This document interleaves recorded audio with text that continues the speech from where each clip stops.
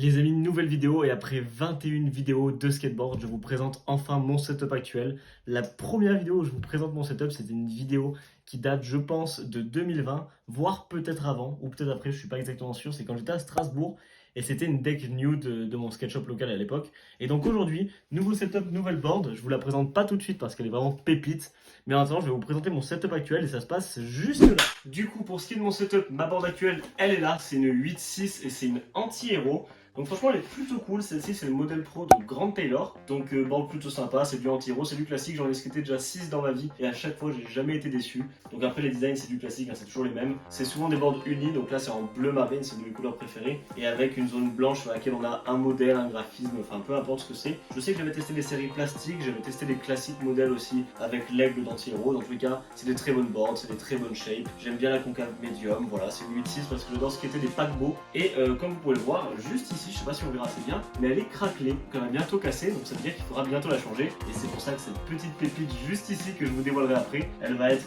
tout à fait parfaite pour pouvoir skater. D'autant plus que comme vous pouvez le voir, on voit des petites cornes sur les côtés, elle a une shape assez originale.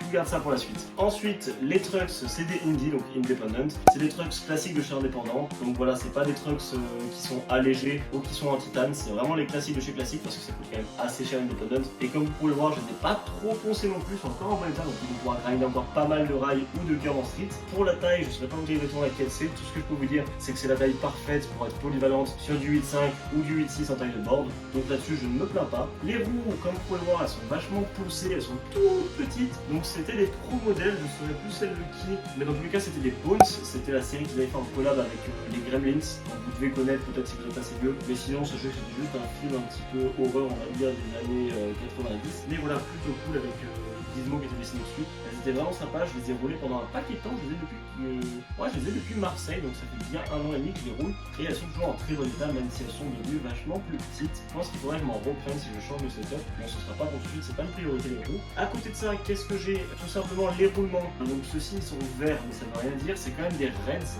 Et quand je parle de Reds, je parle pas de la couleur, je parle évidemment des roulements classiques en fait de chez Bones. Donc c'est vraiment une valeur sûre, les roulements Reds de chez Bones. C'est des roulements à 25 € le jeu de 8, c'est vraiment très bien. Et comme vous pouvez le voir, ça roule très bien malgré 1 an d'usure et d'utilisation quotidienne. En ce moment, je fais plus des sessions hebdomadaires, je skate qu'une fois par semaine, mais c'est très cool. On a fini la board.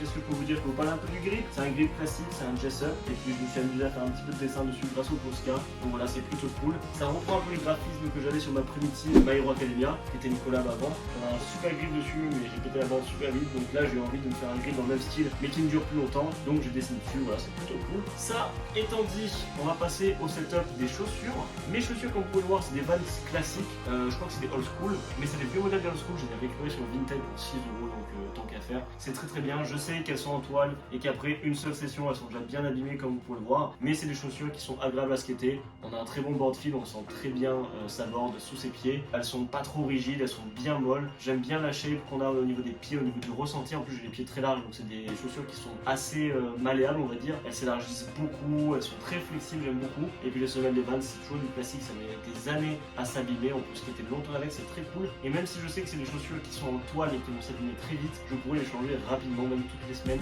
Franchement, un budget de 5 € par semaine pour les chaussures, ça fait 20 € au mois, c'est moins cher qu'une paire neuve, que le monde le peut.